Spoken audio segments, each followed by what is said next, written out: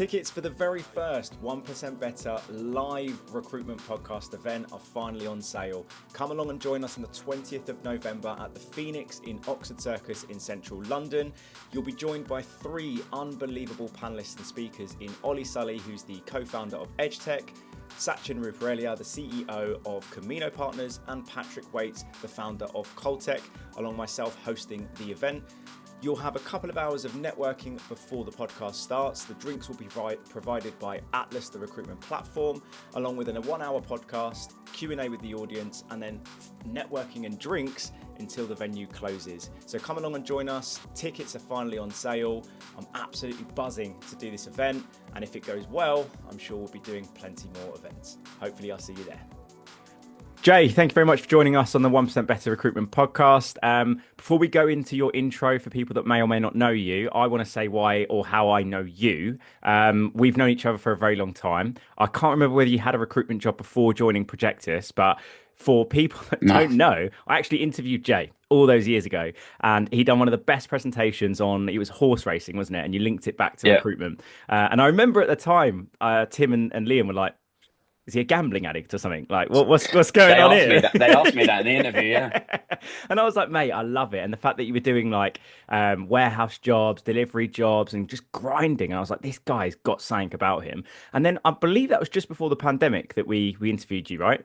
Was it 2020? Yeah, I was meant to be hired. I was going to be your resourcer. Yes, if I remember correctly. Yeah. And that was like the start of 2020, right? We interviewed you. February, just before COVID. That was it, yeah. Because my team, I was just basically pulling all the business, and I needed an additional resourcer, and I thought you were fantastic. And then we go into a pandemic, and I've mentioned this on the pod before, but I think we had 19 jobs predominantly retained, as you know, on my desk, the Eurocare desk, and only one remained for that entire year. So I literally did 40k, which, as you know, like that's for me and for your standards, horrific. But you know, lo and behold, we actually hired you in the end, and you've gone on to do tremendous things. Before we started to record, you mentioned some crazy stats that you've achieved in the last 4 years, which we'll get into. But before we talk about topics and stuff, I've kind of already given a little bit of a backstory, but I'll hand it over to you. Tell us a little bit about what you do, your market, all that type of stuff for people that may not know you.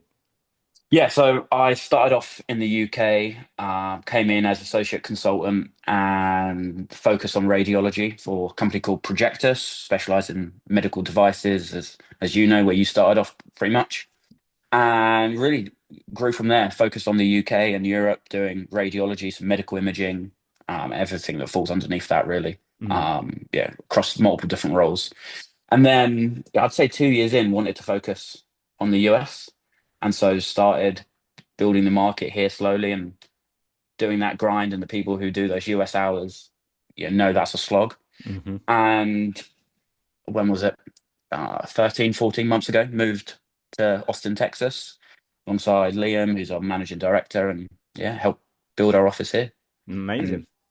And, taken from there. Amazing. Yeah, I know the market well, obviously, the medical device, medical technology market. I still miss it. I had to unfollow a lot of the medical, because obviously you know what it's like to follow all the businesses. And now that I focus on the recruitment sector and I'm seeing like urology imaging devices, this new product, and I'm like, I love this, but it's just not relevant for me. So it's a bit sad. But listen, so topics we'll talk about for people that are tuning in. We're going to talk a little bit more about your story and when you joined Projectus, that transition from coming in as an associate consultant, and working your way up to being one of the best billing consultants there.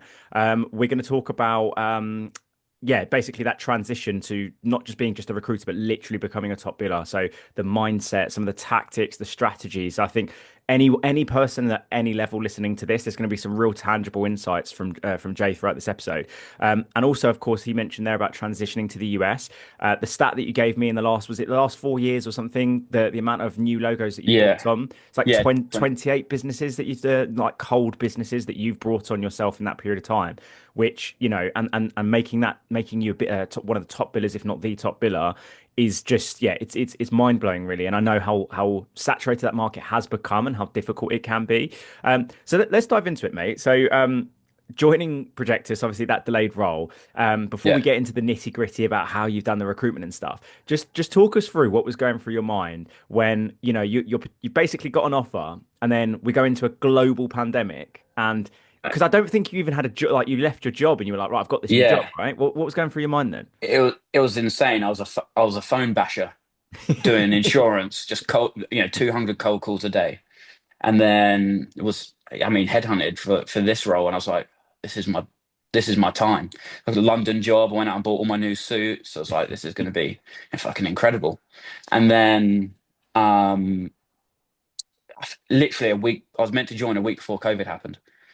And what you're going to do, no one's to blame. So I obviously handed in my notice at my old place. No job at this place. You're going to sit and cry, or had bills to pay. So worked at Amazon warehouse, packing boxes, 12 hours a day. Honestly, the most miserable thing I've done Really? in my entire life. No headphones, nothing. Like Oh, it was, yeah, it was brutal. And then delivering for Just Eat in the evenings. Had rent to pay, car to pay, mm. family. It's not easy. And then I remember just like, I think I was messaging you on LinkedIn, texting you on LinkedIn literally every week. It wasn't just you, it was Tim, it was Liam, Rebecca, like just everyone in the business, um, asking what's going on. And then I was brought in September. So what's that, 6 months later, Yeah. on a rolling contract position, Mm. um, doing data admin. Yeah. Because there wasn't a market There for wasn't. you. Yeah. You're not going to pay someone a salary to not resource any roles. Yeah. So I was just doing Zoom info, Yeah. adding 1,000 people in a day and setting up leads for other people. Mate, But I think yeah. it's a really good humble. It's a really, now when we have junior people come in, I think it's a good way to start people. Yeah. You learn and you get exposure to multiple different markets Mm.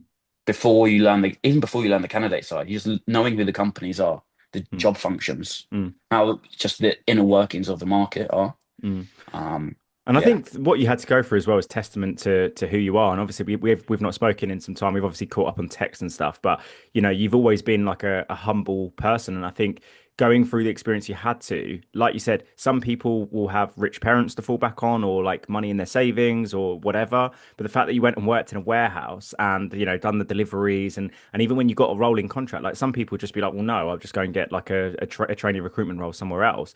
But you clearly saw this is somewhere that you could excel in, and just obviously believed in yourself. And I remember saying this after your presentation, like you already had the grit, like you demonstrated grit, and then through that whole experience, which I think we'll probably talk about what made you such a good recruiter. Because I always say that the best recruiters are people that can push through that adversity. And like yeah, 2020, mate, like you probably, well, I don't know if you know, but like we all went on furlough for a few months, right? yeah, Only Tim and Liam were working in the business. I said to them, I was like, mate, I've got one job and it's on hold for 6 months. And then in 6 months, they'll reopen it. And we filled that position. It was a big fee. But I then voluntarily went back on furlough because I was living at home with my mum. I didn't have a work from home space. Like I'm yeah, sleeping in this room, I'm working in this room, I'm just socializing on like Zoom quizzes in this room. I literally started to lose my bloody mind.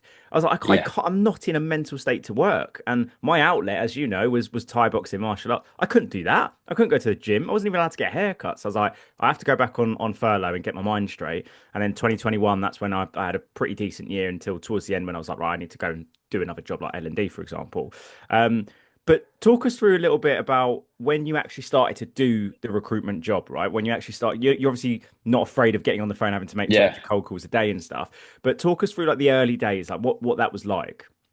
yeah. Well, that's I sort of used that prior sort of experience to my advantage, because I had access to the whole database. So there was hundreds, well, thousands of leads on Bullhorn that were just went, from like 2 years ago. They Mm, just went uncalled, obviously, because of everything that was happening. So I thought, fuck it, I'm just going to start calling through all these leads for everyone else. And I had no idea about recruitment, but I knew how to get people on the phone and how to set up a video call with them. mm, So that's all I did for like the first 3 months. Whilst I was doing Zoom info was, 50, 100 calls a day, which for recruitment's pretty high. mm, And just setting up meetings, whether it be cardiology, urology, ortho, software at the time, mm, um, and just learn that way, just by getting on the phone and bashing out calls. Mm.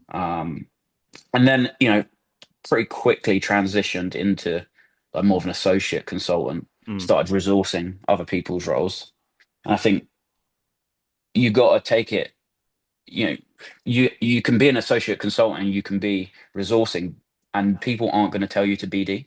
So you have to take it sort of on your own and just Mhm. make that decision. So I just started BDing naturally to found where the gap was in the market. And in my space, that was like radiology software. Mhm. And that's where I really just started to, like my first client that I brought on was radiology software. And then it just sort of snowballed from there. I mean, it could have been anything, and you probably would have picked your market from the first job you got on, right? Yep. But yeah, I just started BDing naturally because That's I mean, you're not going to make enough resourcing, are you? And yeah. I, like, yeah, I was just gonna say, like, if I'm a managing director or a founder listening to this podcast, like that's the mindset that you want to look for in a trainee associate level consultant, right? Because as you know, I train all levels from trainee up to mhm, founder level, and the amount of times I'm seeing trainees that are so scared to do BD, and it's so refreshing to hear someone of like, well, there's a lead that's been on system that's added 2 years, no one's chased it. Can I chase it? It's yeah, like, well, yeah. I mean, go on. Like, yeah, it's so unheard of, really. yeah. And I mean, you can sit around and wait for permission. I'd rather, what's the saying? Yeah, ask for forgiveness than ask for permission. There's nothing wasted in chasing a lead. Mm. And so, yeah, if you're not going to do it, then that's going to be my client. Yeah, Yeah. the way I see it is I spend the commission better, so I'm going to go out and get it right. And it's just the attitude that I had to take. Yeah, I love that. So when you started doing BD then, because I always used to be a bit, I didn't really have much of a strategy. Well, actually thinking about it, I kind of did. We used to use Bullhorn. I Yeah, used to just run through my tasks and through, I didn't really add leads for a long time, which is terrible looking back. And I remember Kieran that we used to work with, and like, yeah, how are you a sales manager and one of the best BDers in the company's history and you've not added a lead to Bullhorn yet? And I was like, because yeah, everything I did was long term. It's all building relationship, going to conferences, and then hmm eventually you get the market insight leads that I use for my task list. But I want to kind of down the line talk about what you do now, BD strategy, when we talk about US. But when you first started, you mentioned a lot about kind of chasing leads and stuff like that. For people listening, I mean, just talk us through kind of initially like how you approach BD back then. yeah. I was lucky in the sense that I started with leads, and I still do leads, and I think in some ways it was a hindrance because if you're constantly chasing up to date hot leads, you do sometimes forget about that long term Yeah. business development. And there is a balance to be struck. But, for me, most of my jobs have come from just hot leads added to the system. You see them advertised on LinkedIn, you hear from a candidate, funding, just bang, you get it on the system, you call. And LinkedIn as well. Like I wasn't just calling. I think most of my clients have probably come from LinkedIn. The calling you have to do Yeah. because one of those days someone will answer. Yeah. Um, but LinkedIn I just use so often, In what and respect? just connecting with people and just chat messaging. Mm. You can get out 10 messages so quickly. You can connect with people and just hustling through LinkedIn. Like I'm seeing, you know, Charles has liked a comment or liked a post. Who else has liked that post? You see a Mm. purple hiring banner, bang, click on that. It's Mm. just like looking for jobs everywhere and connecting and messaging everyone. Mm. I like that. Um, I spoke to somebody come around my house to do a podcast. I think it will be an episode that's already been released now with a lady called Emma, and we talked about scrolling LinkedIn and mhm, scrolling LinkedIn. And yeah, what she meant by that is she's seen recruiters just scroll through LinkedIn and oh yeah, so and so's got a new job, and then there's people that really scroll and oh that person's liked that post. Who's that? Am I connected with them? Oh, they're hiring, or oh they've done yeah. this, and then personalizing their messages through that way. So it's just being a little bit more commercial with like how you utilize LinkedIn. Just Yeah, it's hustling. It's just looking for those opportunities. It's looking at, yeah, scrolling or scrolling. You're looking constantly for, like, BD isn't, and I think I started off with this approach is you can do it in sprints, and for some people it works. Hmm. But personally, I think you should just be BDing 24/7 All the time. Yeah. all the time. Mm. I say this to people that, a lot of consultants like yourself start off just by speaking to candidates. And when they start transitioning, when they're allowed to speak Yeah, to clients, and they they do the sprints, which look, I used to do sprints sometimes, but again, I was Hmm. quite commercial in respect that my candidate calls were also BD calls. And what I mean by that, and I'd like to hear your opinion on this, is that when I'm speaking to a candidate and I see that Jay has also worked for radiology company A in the past, tell me about what that was like. What was the Yeah. team dynamic like? Who was the person? Who was the national sales manager? What were they like? Only reason why I ask is because I know that you said you wanted this type of manager. Oh, they were like that, were they? Oh, right, okay. How often did they recruit? I know a lot of these types of businesses like to expand.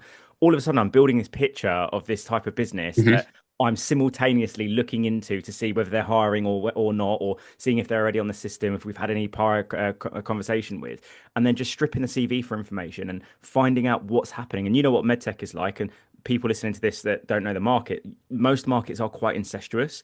If you're Yeah. working in quite a niche, if you're not just doing IT recruitment, right, and you're Yeah. you're in a designated niche, people talk.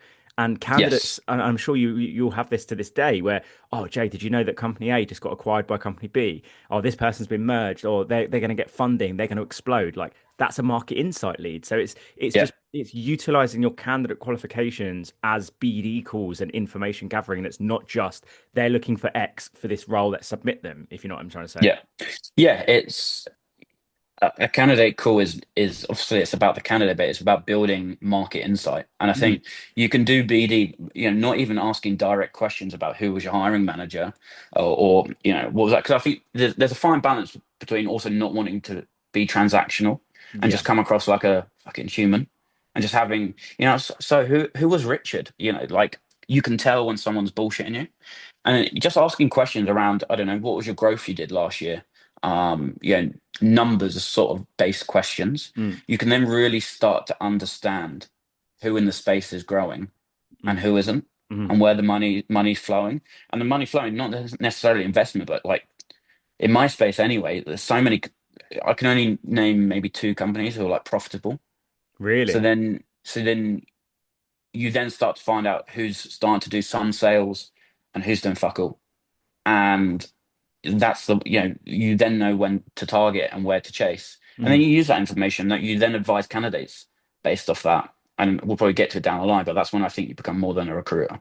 mm. You become more of an actual, it's cliche, but more of an actual consultant. Yeah. And I agree, mate. Like, I think something I've noticed since I've been posting being self-employed about relationships and stuff, and I've done quite a few episodes about, why relationships are going to be the epicenter of a good recruiter in the world of AI, right? Because Yeah. I'm not going to go down that line. That's a whole fucking conversation, but it is a little bit cliche when it's just like, oh, relationships over everything, and be a consultant. But like, I'd love to get you to expand on that because I have unfortunately worked at some businesses that are openly just transactional. They do not give Yeah. a flying, about the candidates, the clients, and they're simply in there with the blinkers on, and they're just trying to get that candidate a job, and trying to find a candidate for the client, etc.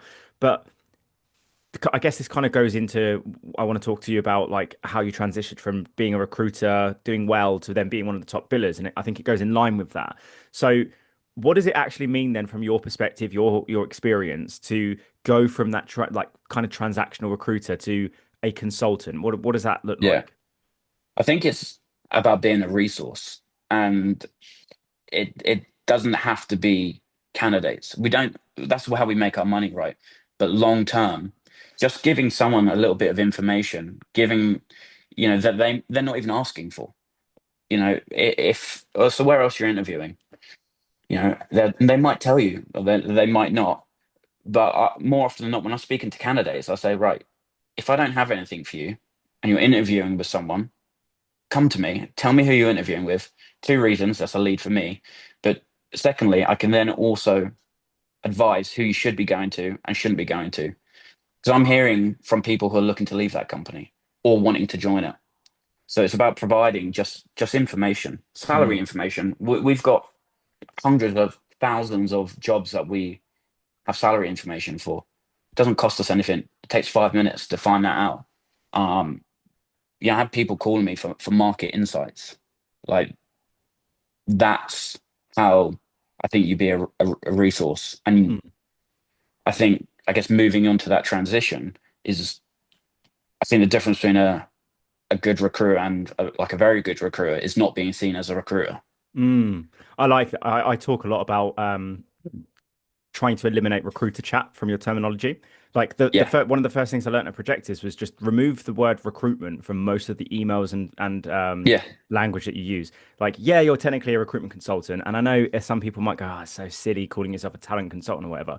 But the reason why it works is because recruitment, unfortunately, like we don't have a great reputation in the market no, of because there course. is so many recruiters. There's no barrier for entry. I got into recruitment without any education, really, no A levels, no university degree. Same. Likewise with yourself, some dodgy fucking CV, the most jumpiest, shittest CV you've ever seen in your life. And I got given an opportunity to do a level two MVQ apprenticeship, right? But I worked and that cohort, similar types of people. You hear them on the phone, they don't care, they're shit. We didn't really get training back then. It's just you do get a lot of shit recruiters. But what you mentioned there, mate, is really valuable for me because I talk a lot, and I even had a meeting today about how I would help them generate more leads. And it's not just who you're interviewing for, because it sounds like I want to know so I can chase that lead. And a lot of the time, if it's the first time you're ever speaking to that person, you will probably get pushback unless obviously you've got the credibility like you do, Yeah, or the name in the market. But offering something like it's not even a rebuttal, but explaining to them why you're asking for the lead. And I said this to people, and people say that it doesn't seem like I can really do that. But if you know your market and you say, look, and you can give tangible context behind, well, I spoke to Joe Bloggs the other day who told me he interviewed for company A, B, and C. I've worked with him in the past. I know the hiring managers. I know what they pay. I know who worked there before. I know what numbers they do. I know when they got funding. So even yeah, if you don't get the job through me, I can advise you. And long term, if I don't get a fee out of it and I don't get a commission off of it, I can bet my bottom dollar that you're going to then tell people in our market, Jay helped me. Even though he weren't my yeah, recruiter, he helped me. yeah, yeah. It's just giving 5 minutes of your time. It really is cyclical. Like it does, positive karma, whatever you want to call it. Just giving people good service, it does come back around. And it's the same as if you're working on a job, you do a great service, and you don't fill the role. John applies directly and gets the job. If you do a great service, they're going to use you again. So it works the same with candidates. Just 100%. being that resource. When I'm, people say there's no such thing as a cold call. Like, you need to be calling these people with something to offer them. And that doesn't have to even be information. It could just be a conversation. If they're interested and passionate about their market, like, I am, or you are, whatever it is, they're going to want to talk about it. You might have catch them at a bad time, but they want to have a chat with you. They want to know what their competitors are up to. Of Mm. course they do. I want to know what mine are doing. So they want to know what theirs are. Mm. It's a really interesting point because I did a post. This I don't know when this will be out, but we're recording this start of September. I did a post last week about someone actually cold called me. It was like a Yeah. lead gen business, right? And I get all of those. Most of them land in my spam, as you can imagine. But he called me, could barely understand anything he was saying. Bless him. Didn't understand his name, the name of the business, and when he explained why he was calling, I was like, I don't know if it's relevant. And then he just pitched at me for 30 seconds, and I really wanted to hang up because I don't even know the name of your business, and it's a shit cold call. But I was like, do you know what? Out of respect, I'm going to give this guy some time, and then just thank him and say like, look, I'm not the right customer, Yeah. whatever. I did a post, mate. So many techie people commented on that. I will never receive a cold call. I have no respect for anyone that does cold calls. Da, da, da, da. So I'm replying and I'm just like, right. Obviously, I've been in this industry 11 years, so I'm quite passionate about this. If I saw you were looking for a new job and you had a mobile Yeah. number on your LinkedIn profile, I'm calling you. If I saw Yeah. you were hiring and I had someone that was perfect for your role, I'm calling you. I'm not thinking about it. And they all replied saying, it's unsolicited, email me first. And I just simply replied, well, if every recruiter did that, right, or if most recruiters did that, the ones that call and if they're good and do what you're saying, offering value, sharing insights about the market and stuff, they're going to win. And I used to say it to Yeah. any trainee that I worked with, you'll lose to your competition. You will just lose. Yeah. Yeah. Of course.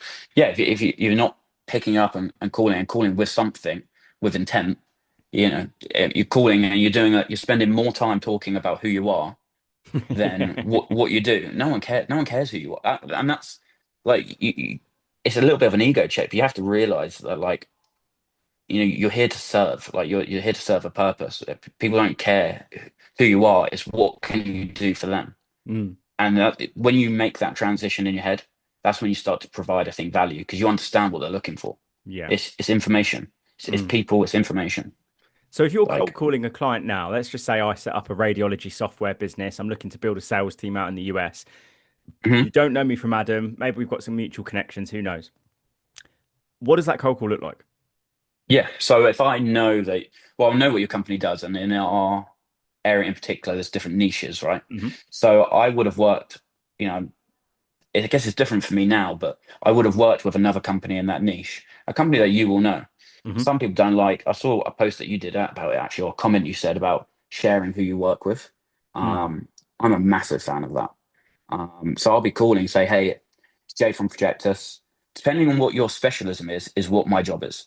Mm. So you're a neuro company. Oh, I'm a neuro radiology recruiter. Or you do cardiology. I'm a cardiac recruiter. Hmm. I've worked with company X, Y, and Z, placing 3 or 4 salespeople. Notice you had a role open. What's going on? Mm. And just an open-ended question. How's it going? Mm. Um, but just quick intro and giving, they don't know me, but they know these companies. Yeah. And if they know that I've worked with them, then it gives me credibility Mm. straight away. Mm. I love Um, that. One of the first ever guests I had on, a guy called Aaron Collymore. He's a business development director at a company called Add Some Zest. It's a good episode. He done a very similar type of opener. And it's interesting because like I remember utilizing this in some of the training after we recorded the episode because I found it quite fascinating. But he goes in it with like a almost like a passive tone because he's quite yeah. a salesy guy like you and I, but it's almost identical of like let's just use your example like, hey Charles, it's Jay here from Projectus. Look, I specialize in XYZ and worked with XYZ placing their entire sales team. I saw you Mhm. were hiring online and yeah, I was just keen to see how you were getting on with that. And I was like, when Yeah. he first said that, I was like, it's really interesting because I wouldn't have really thought to do it in quite a standoffish kind of tonality. But he was saying the Yeah. psychology behind it is like a lot of these people don't like the hypey salesperson. Like, I can fill your role. I have the perfect candidate. It's Life, jarring. it's jarring as fuck. What do you mean the perfect? You don't know my brief yet. You can't Yeah. tell from a job ad that it's perfect or a LinkedIn post. Like, shut up. So he goes in it like that. But it's similar to what you said. He said the power is in the companies I've worked with, the roles I've placed. Yeah. That's the power. They don't care Yeah. who you are, right? They'll get Exactly. your name later. They don't care about your business, right? Because another jarring thing as well that really grinds my gears, what really grinds my gears, is when people go like, we specialize in cybersecurity and we have placed a multitude of this and we have 50,000 people in our database. No one cares. Stop. No one cares who you are. No one cares who you are. That's the biggest thing is down the line, yeah, they then care about you Of as a course. person. Once you build that relationship, Mm. if you go to buy a car, no one cares about the car salesman. It's how good, how many miles does your car have? Um, if the car salesman started telling me his life story, I might feel a bit sorry for him. But like, I'm not, couldn't care less. Like, just get to the point. And you're right uh, about that first episode. One of the first episodes you said is I've almost developed like a bit of like a monotone sort of approach. Is speaking like you don't care if they hang up because how many cold calls do you get and you're like just sling it like you're so much energy. I'm busy. I don't have time Mhm. to listen to you. I don't also talk like that Mm. in my day-to-day life. So when you start talking like a normal person, and you say, "Look, I've done this. Like, would it not make sense for us to speak? Mm. And Like, I just think, like that." yeah, and I think there's a healthy balance, isn't there? Because I've also worked with people that are too monotone, Well, that's true. and Yeah, that's true. and the people that maybe haven't got the experience. So if there's a Yeah, trainee consultant listening to this, oh, I'm going to yeah, go and make my next sales call and just go, hey, it's Joe Blogs.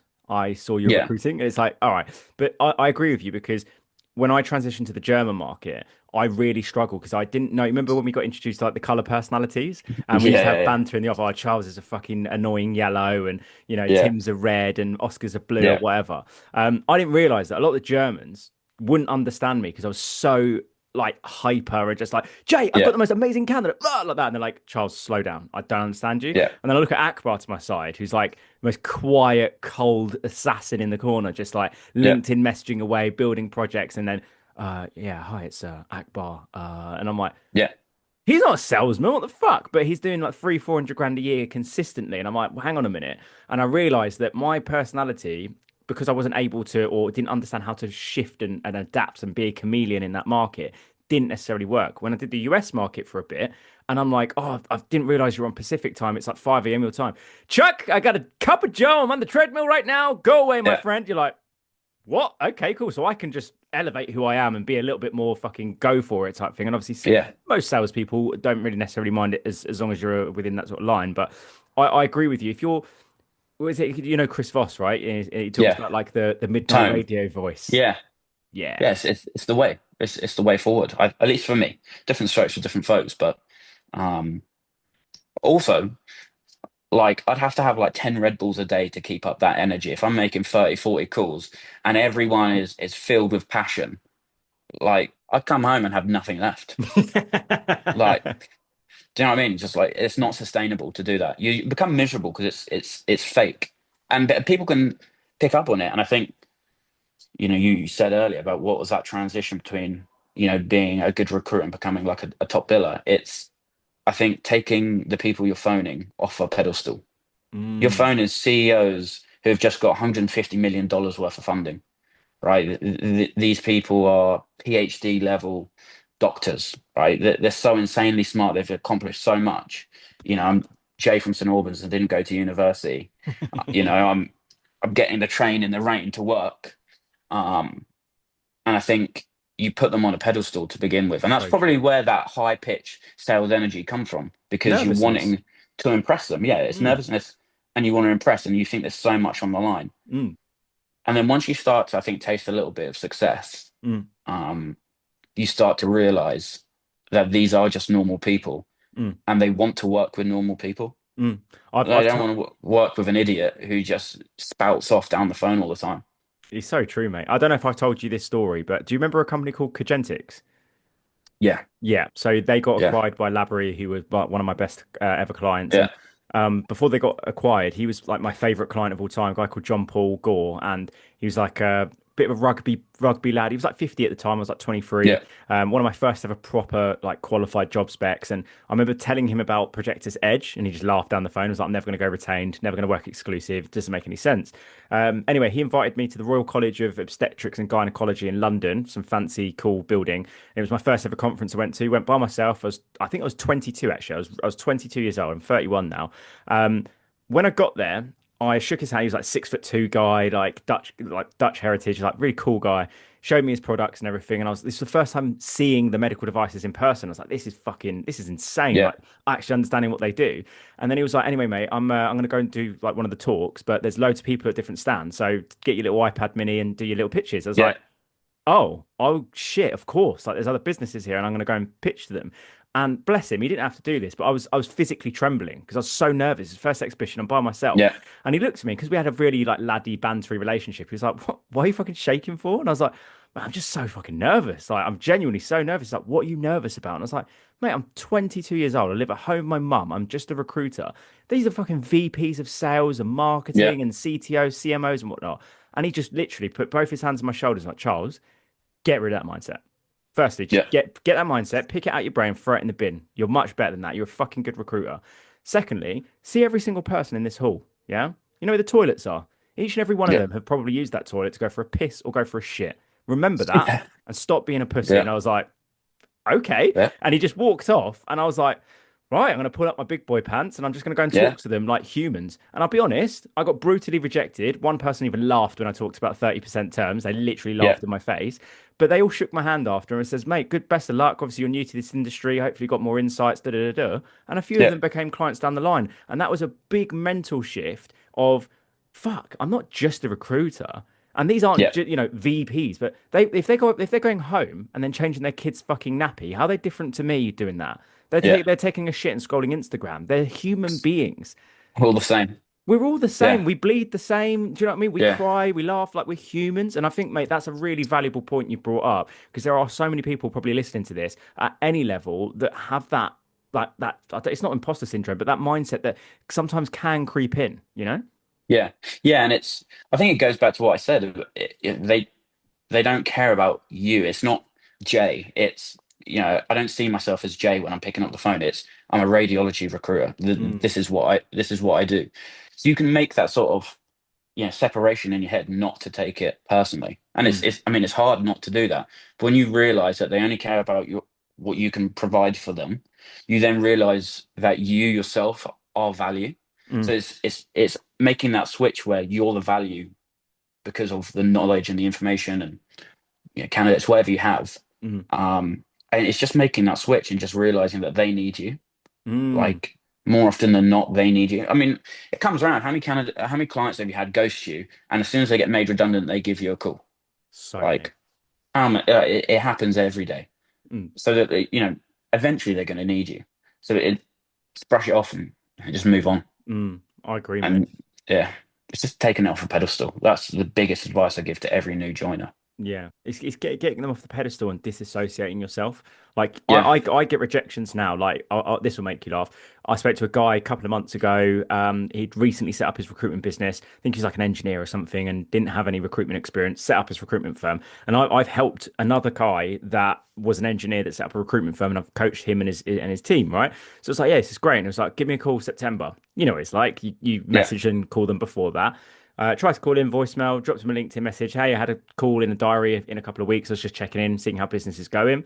Nothing. Hmm. It came to 1st of September, voicemail, left him a message. Hi, mate. Like, I haven't heard from you. We had a great chat. Look, if you're not interested, no hard feelings. It was great to speak to you either way. If you are, great. Be great to be to Yeah. speak again. Something along those lines. He blocked me. He blocked me. And do you know what? I'll be honest, for like 15, 20 minutes, I was fuming because I'm human, right? And I'm like, fuck's sake, oh my God, this guy, like trying to build pipeline, it's hard being so. And then I was like, hang on, stop. It's just the game. Like, Yeah. disassociate yourself. Like, when I'm doing this, like you said, Yeah. I need to disassociate who I am from what I'm trying to achieve, which is a Yeah. really hard mindset shift for a lot of people, mate. Yeah. No, it is. It is because I mean, how many hours do you spend doing your job? It's not just 9 to 5. This job is what my first thing I do in the morning is check Outlook. Mm, Has meetings been put into my diary, whatever. And the last thing you do before you go to bed is respond to any messages, whatever. It's hmm a 24 4/7 job, I think, if you really want to be good at it anyway. hmm Um, and yeah, you just need to make that separation and I mean just not take it personally. Like they don't hate you, they hate what you're trying to provide. Yeah. And like the only reason they hate it is because they either don't have a need for it or they don't understand it. Mm. If they don't have a need for it now, they'll have a need for it in the future. Mm. And it's being like thinking long term as well. That's just a lot of people like they're not hiring now. I'm never going to speak to them ever again. That sometimes I'm sure you've had this. You'll win an account, and it's like you look at Bullhorn or your CRM. You first spoke to him like 2 years ago, or like first spoke to him Yeah, 3 years ago, and it's like fucking hell. Like it's been a long sales cycle, but it's been worth it. yeah. So from the mindset shift you had, and like taking people off of a pedestal and things like that when you've had let's fast forward to like your best year at Projectus, maybe I don't know whether this was in the US or pre move into the US or whatever it is, but Hmm. what other things, because I think some people like to understand like what actually goes into doing serious numbers, being one of if not the top biller, because yes, it's great like the mindset shift and that can help, but what about some of maybe like the tactical things that you changed, some different techniques that you added, or day plans, or what specifically did you do to then go Hmm. from that level to then being top biller, one of the top billers? Yeah. Well, I mean, I think uh I know I said earlier like I didn't always BDing, but like in the mornings always had a consistent lead chasing block. Always just making sure you hit a certain number of calls every day, just Mm, making sure, or just some sort of touch point, and it's just making sure you're adding leads as often as you can. And for me, always been lead chasing. And I think just doing that consistently, it started to build where you chase a lead in January, you get the job in August, right? It's that consistent approach. I think in terms of specifics, I think niching down really helped me. hmm Because I know, like I do radiology, but then niching down even further into that sort of space and getting in with, it's just picking some. You need to be picking companies. Like, only we're going to take what we can get, right? We're not going to say no to most things, but you need to be having companies that you want to work with, that you can almost make a statement with, that you can shout about. mm, And we have like really good marketing resources now of like really nice one pages of all the companies that we've worked with. And these are companies in my space that everyone's going to know, right? you can be targeting these big OEMs. Oh, well, I guess that's one thing that I stopped doing, is targeting big companies. My biggest company I work with has 350 people. The average size is probably 50. Um, so I've really just started to, I mean, prioritize who you know is going to be buying. When I worked at, it's a funny story. I worked at Sports Direct for my first job, and you'd only make commission on selling Sports Direct branded shoes, like Carry More, whatever it may be. You get a percentage. So if someone come to me asking for Nike, I know it sounds bad. I was only 16. I was like, oh, you go to someone else. Like I wouldn't sell them Nike shoes. I was like, you Yeah. come to me if you want the Carry More stuff. Um, so it's just going to who you know are the buyers. You know, I could spend 6 months trying to get in with GE Healthcare, and yeah, they might give me some jobs. But that's 6 months that I could be targeting 15 other small companies that will give me business and will value me not as a transactional recruiter, but as a partner, right? Hmm. Um, so it's yeah. I mean, OEMs work for some people. For me, it doesn't. I just never enjoy doing it. So I Yeah, I'm stopped the same. targeting the big blue chips, and I almost started focusing more on team builds. So I think 75% of the companies I've placed with more than twice. So it's building projects for Hmm. people. I did a post about it a few weeks ago. The funnest part of our job is being able to build a company, Hmm. because you get to pick and choose those personalities and you get to help mesh the team. Yeah. And that's where you can really provide value, because you get on a call with a hiring manager, say, look, I've got these 3 or 4 people, and yeah, great, they have X, Y, and Z experience, but I really think they'd also just work really nicely together. Hmm. And it's that way you really start to, I think, hit big numbers. Hmm. Um, and then volume as well. Some people is low volume, high fees. The UK, average fee was like 10K in the UK. It Max. wasn't, Yeah. yeah, it wasn't big. So it was having to, you have to be doing, I think I did 27, 28 placements before I moved, like in a year before I moved over here. Hmm. So, you're doing close to 300K, but you're going to be capped because of fee size. So, I mean, the number one advice to anyone is move to the US. That's the number one advice. Well, Your fee size is that'll your be fee the size nice is little double. kismet. Yeah, yeah, you're Yeah. totally right, mate. But like you said earlier, like doing it from the UK, I think takes a special breed of person, because like you said earlier, it's a fucking slog, and I got miserable real quick doing it. So miserable. It's so tough. Like me and Liam and I were grinding. Just like you get home at 9:30 in the evening. Like, what are you meant to do? Everyone else is going to bed. Like, just sat Yeah. there twiddling your thumbs, and then you get up. You got nothing to do in the morning. It's like 8, 9 a.m.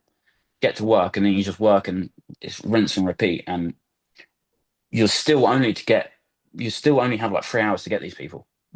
That was the difficult part. Like we said So before we started recording, like I've been doing silly hours because I've got a newborn at the minute, right? And then like calling someone at 3 for them to then come back to me and say, "Oh yeah, give me a call." Sorry, calling them at 9 a.m. normally, they're like, "Give me a call in 3 hours."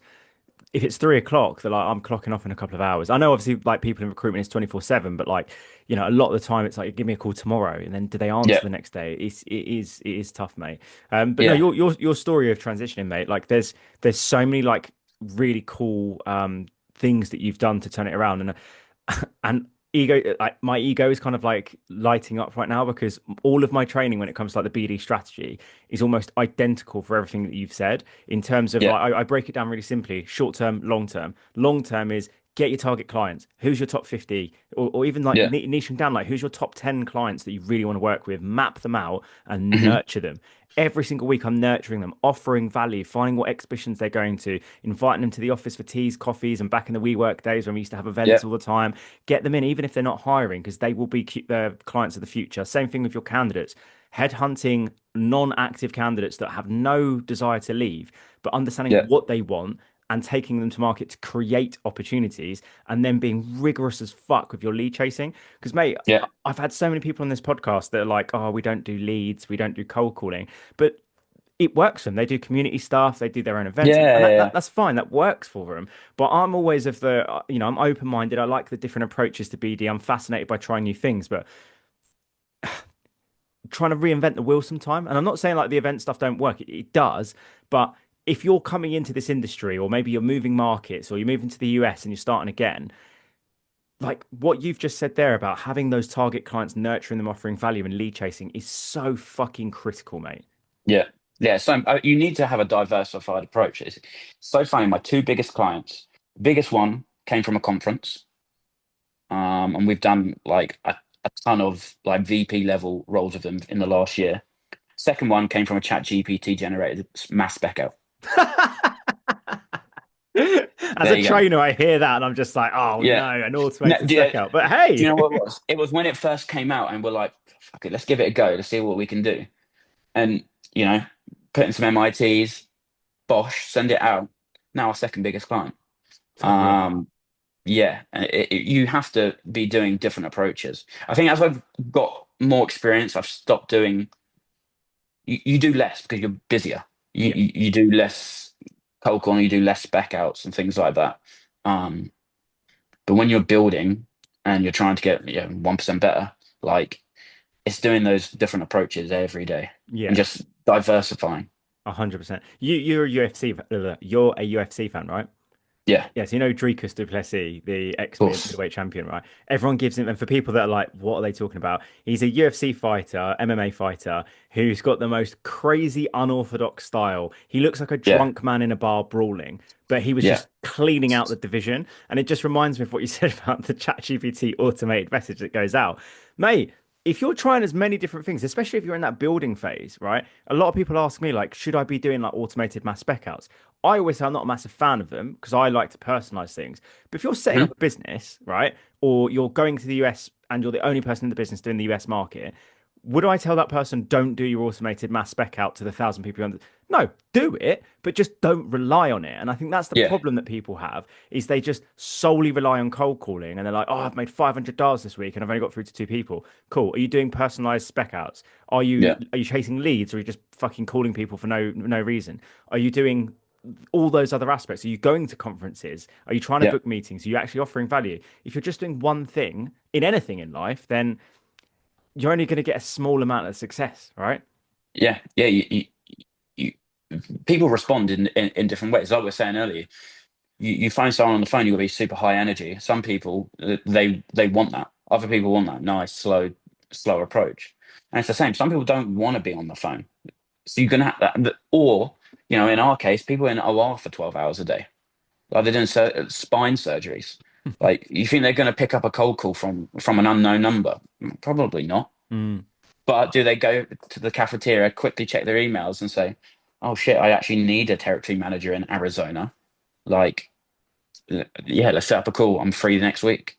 exactly. Um, It's it's a multi-targeted approach. 100%. I literally spoke to a client about this today because he's got a bunch of delivery consultants that barely bring in any leads.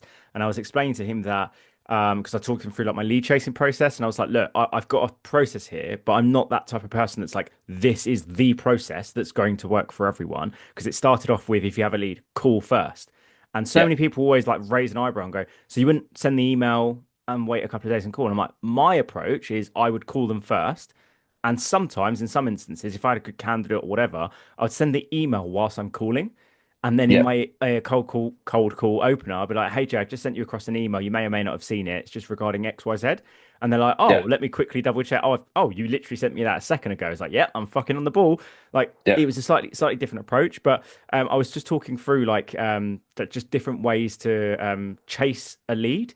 And I Hmm. think it's like some things work for people, but like I said earlier, and I know I'm repeating myself, if you're just calling for every single lead every day and that's it, and you're not connecting on LinkedIn, you're not utilizing some personalized messages, emailing, voice notes, which loads of people don't even use Yeah, voice notes these days. Various different things. There's been clients, mate, where they've not replied to a single fucking email, outreach, LinkedIn message, nothing. And then leading up to an exhibition, I'm like, hey, Jay, you're going to I'm trying to think, Baus or the yeah, EAU next week. They're like, yeah, I am, are you? And I'm like, yeah. Are you going to be at the stand? Yeah, sound. I'll see you there. And then I yeah, meet them and then we're bezies. Like yeah. that somehow worked. Do you know what I mean? But he's thinking outside of the box slightly, you know what I mean? Yeah, you have to like ultimately they're going to be getting 10 calls from 10 other people who do exactly what you do. So you need to get through to them a different way, or when you get through to them, be different on the phone. And that's why I talk about adding value. Don't talk to them necessarily about the job straight away. Yeah. Oh, yeah. Don't get me How's started on that. business? How's business? just open-ended question, and you have to be curious. And I think it's an important point to make if you are looking to get into recruitment is making sure you pick an industry you actually care about. So I'm not being funny. I could not do surgical. I could not do implantables. Mm, Like, I just don't find it fun to mm. talk about. So if I don't, you know, you can't sell something you're not interested in, I don't think. So if I don't find spine screws fun, I'm not gonna bother. But like, if you like your area, and I guess not everyone has the choice, but you need to really try and find a niche that you actually enjoy talking about. Do you remember the running joke they had about me in the office? Which one? Piss poor. Which one? Fucking hell. There was a lot of rascal shit I Yeah, used to do at Projectus, believe me. yeah. Um, oh, Charles has got a fucking piss bag job. Oh yeah, yeah. Piss bags. Same with Drew and his wheelchairs. Wheelchairs, yeah, wheelchairs and Yeah, beds. Yeah, that is yeah, amazing. And he would get off the phone and be like, guys, just pulled a wicked job in Germany yeah, selling yeah, automated or like what was it, like automatic wheelchairs. And we're like, yeah, wow, amazing. But he yeah, loved it because like we were quite weird. We liked the different stuff. And I think yeah. my favorite job I ever worked was I had a regulatory affairs quality assurance person and a business development manager in Leeds for Optimum Medical selling medical grade lubricant. That was my There you go. favorite There job we of all go. time. Imagine the sales Yeah, pitch.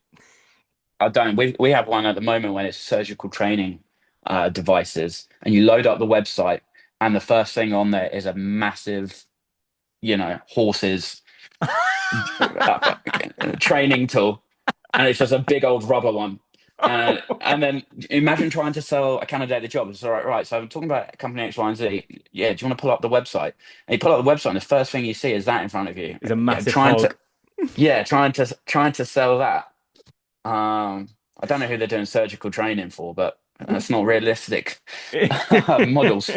Um, I went to a urology exhibition once, and they had it was like essentially like a male lower torso with the yeah, junk and all the rest of it, yeah, and it was a training tool, and you had to stick the rigid endoscope in there, and at the end of the yeah. endoscope, it's got like the clamps to then take out Oh, the kidney stones, and it has like a yeah, 4K screen above you, and there's like a picture somewhere of me with the endoscope and like trying to like crush the kidney stone and stuff.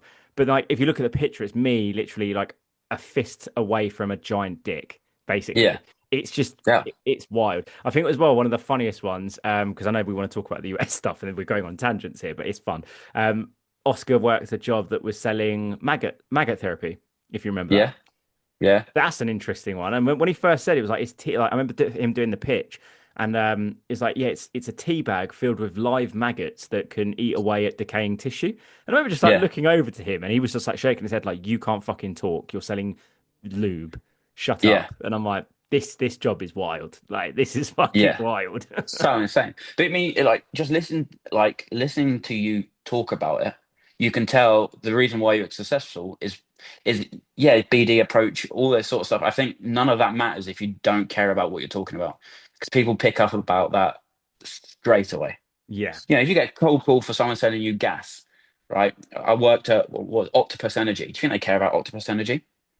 How many people are buying for them? Like, you have to. I mean, again, not everyone has a choice, and we're in a very, very luxurious sort of spot where we can pick and choose what we do. But you can tell someone cares about what they sell. yeah. Ultimately, The passion radiates through the phone, doesn't it? yeah, And like the people in in the industry that we work, what I used to work in, you work in, that when you ask that question, how's business, how's the market, and they go, oh mate, and then they go into it and yeah, they're just passionate and it just radiates so much yeah, nicer. So I agree. Let's talk about that transition to the US then.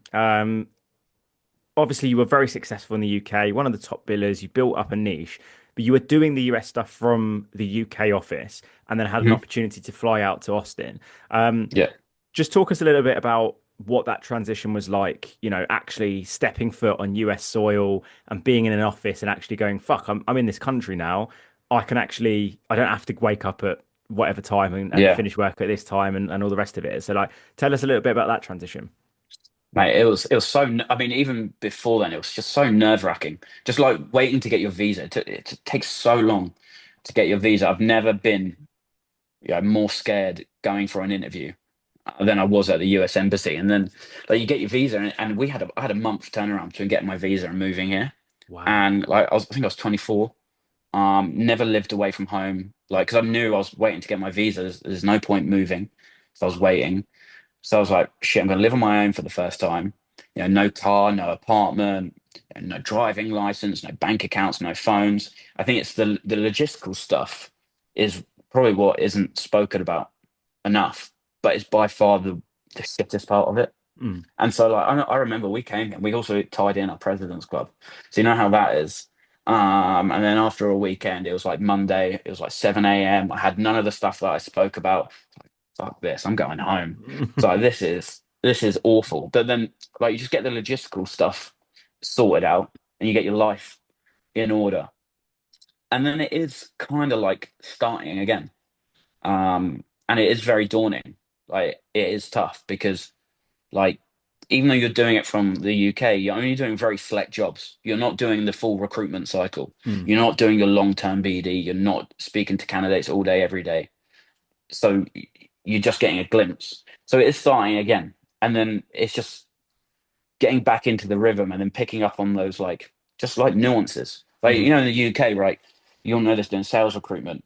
You pick up little terms. Like, I was thinking of one earlier that I haven't said in a while, the M62 corridor, right? Oh yeah, Do you know the what I amount of mean? jobs at work, the Do you know M62 what I mean? corridor. Oh Like, fucking how hell. often in day-to-day life do you say the M62 corridor, right? Fucking never, right? But then you start to pick up, but it's like picking up on those little catchphrases is when you start to get good at recruitment, I feel like, right? Yeah, yeah, yeah. Um, and it's just those cultural nuances, understanding the lay of the land. Um, and it's the same here. And you pick it up quicker because I was doing it for 3 or 4 years. So it only took, I'd say less than a year to really, get things rolling. I mean, Q1 was really quiet this year. It's like Mm. the toughest quarter I've ever had. Um, Q2 was a record quarter, best I've ever had, and Q3 was shaping up to beat that. Um, so it's just about starting again, and I think you go through a confidence crisis. That's for sure. You Hmm. don't build for a month or two. You think I'm gonna get sacked. I'm gonna have to move back home. More fight my job, like, and you've got a bigger target on your head as well, because someone's paid for your visa to move here. Your cost is a lot more. Your cost of the business is a lot more, and you're aware of that. So the pressure is there, and so it's just about, I mean, constantly reminding yourself that you're here for a reason, and Mm. you are good at what you do, and it's just having that confidence of just keep doing the same things every day. Keep your lead chasing up. Keep your specs out. It is like starting out again, Mm. but with the added confidence of you know what you're talking about. Yeah, and because you kind of know the market, it's like, yeah, you're starting again, but you still have credibility because even if it is a slight like, let's say for example, most of the placements you did hypothetically were in Europe, right? And then you're going out to the US, but you've placed with company A, B, and C who also have Yeah, UK, US offices. You speak to company D and go, oh, by the way, I've placed with company A, B, and C. They don't know whether it's in the US or not. Do you know what I no, mean? So it's not even exactly. like you're not lying. You have placed with them. I just haven't told them Yeah, the entire truth. yeah, yeah. You're being selective with what you're telling them. I mean, you can also say I've worked with company X, doesn't mean you've placed with them, right? True. Yeah. How many companies we worked with we haven't placed with? I still know the space. Hmm. Um, more often than not, the companies that you sign terms with, you typically do place with. But point still stands. It's just you you you need to work on getting that credibility up as soon as possible. Mm, And you're right, in an incestuous space like medical devices, it's names. You mm, know, the salespeople we're recruiting for, you're recruiting them because they have a Rolodex, right? And they know people. That's their value. mm, And we're the same. It's who do you know? mm. And you then get people coming to you. I had a lady come to me on Monday. She's wanting a full C-suite team build. I didn't even reach out to her. She reached out to me because someone else recommended us. And that's like the That's point where you want to you're be. trying to. That's where you're trying to get to, where your Mm. BD is people coming to you. Yeah, yeah, mate, 100%. What? So before we wrap up, because I'm conscious of time, and I'm also it's 7 p.m. UK time, which is my dinner Yeah, time. So I'm yeah, joking. Christ, I was going to ask you, moving to the US, because when I first started doing the US, this is really embarrassing, but I didn't know that they called it a resume. So I was literally yeah, saying I'm going to send you a CV, and then I remember one client finally told me, he was yeah. like, What's a CV? "I'm assuming you mean a resume," and I was like, "Yeah," and I'm like, before ChatGPT, I'm googling like, do Americans use CVs? They're like, it's a resume. I was like, fucking hell, I've been saying CV this whole time. So since actually moving over to the States, like what has been like one of the biggest lessons that you've learned, like whether it's about American culture, about how they recruit in the US, like what would you say has been like one of the biggest eye-opening things that you've experienced since moving out there? Yeah, I mean, resume, that's a big one. Gas station, that's another one. Going to the store, that's another one. Um, but like the candidates are a lot more receptive because you don't have, when you think of, I didn't even know what recruitment was until I joined Projectus, but like when you to say someone I'm a recruitment, sometimes you are a little bit ashamed to say it because of the connotations that come with it, especially in the UK, right? But like here, it's like you are seen as like an actual consultant. Like they really do have a level of respect for you. Mm. And so you have to try and utilize that, right? And like I said, you have to have confidence going into the call that they need to speak to you. So they have a lot more respect for you. So I think that's one. They like being sold to. That's another thing. So the cold calling culture here is a little bit different. They are a lot more receptive to it. Mm. Um, and I mean, also like the fees and things here are just so much bigger. Mm. So the level of, I know it'll sound like you need to do the same level of service, but the level of expectation is a lot higher here as Hmm. well. Quicker turnaround, more resumes, more, sort of unicorn. The amount of unicorn candidates you have here is, or the searches are a lot more. I Yeah. think that's because the market's so big. The UK, there's only 5 to 10 people who might do a certain thing in medtech. Yeah. So, like, you can't afford to, niche down that much. Whereas Mm. here, like, the searches are a lot more niche, Yeah. but there's more people, so it balances out. There's like 300 million more people in the US, right? So Exactly, it's I'll mental. I'll make you laugh. I did some work with a client for the first half of this year, and one of the girls in the office was like, "Oh, you don't understand, Charles. My market's so small. It's so incestuous." I was like, "How small are we talking? Let's do a LinkedIn search for whatever it is." Done a LinkedIn search, and I was like, "Let me just quickly show you the market I worked." And I typed in like territory Yeah, sales manager, surgical and/or urology, whatever it was, and it came yeah, up with like I think like 50 national sales managers. So that was my yeah, market. yeah, UK. That's what I yeah, had. And then yeah, the look on her face was like, "How the fuck did you make money?" It was like, "Because I dominated that space."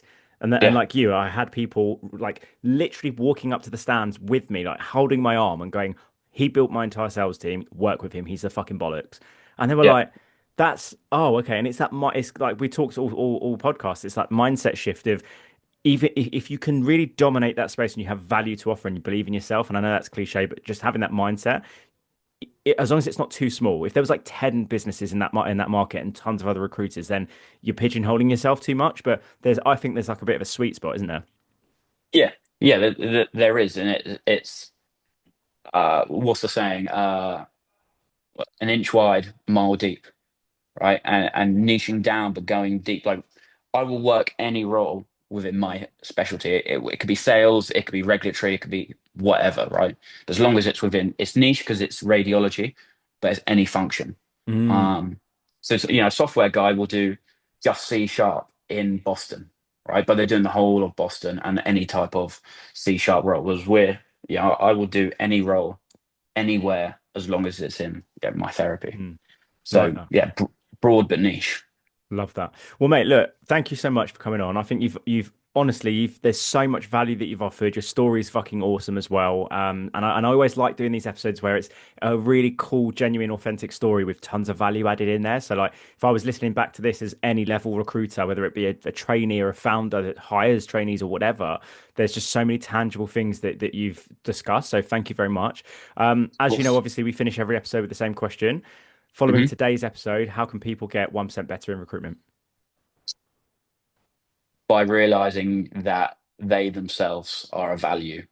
Um, and by that, I mean what they have to offer isn't them as a person. It's, what they have to discuss. You're not, let me reword that. You yourself are not the resource. What you have to offer is. Does that make sense? I like that. That's a Yeah. very unique answer, to be honest. I Yeah. really like that. It's just all about separating yourself from what you have. Don't take it personal. Love it, mate. Amazing. Well, look, thank you Cool. again so much for coming on. Great to catch up. It's been a fucking while. Yeah, And I would say been let's a go long for a time. beer, but you're thousands of miles away from me. So I'll be back in December. you'll be We'll back in see then. December. Oh, wicked, Yeah, mate. When you're back, drop us a message and we'll we'll do. try and link up, mate. But I'll Get put down Jay's well. get down to you can come see my house, mate. We'll do a Yeah, podcast in person. there But we yeah, go. I'll drop your details below for people that do want to reach out to you and say how amazing you were. But yeah, for people that have made it this far, thank you very much, and I'll see you Yeah. next week. Thank you so much for watching this episode or listening to this episode, guys. Let me know, what was your biggest takeaway from this week's guest? What did you think about their answer to the 1% better in recruitment? I'm really keen to hear your thoughts.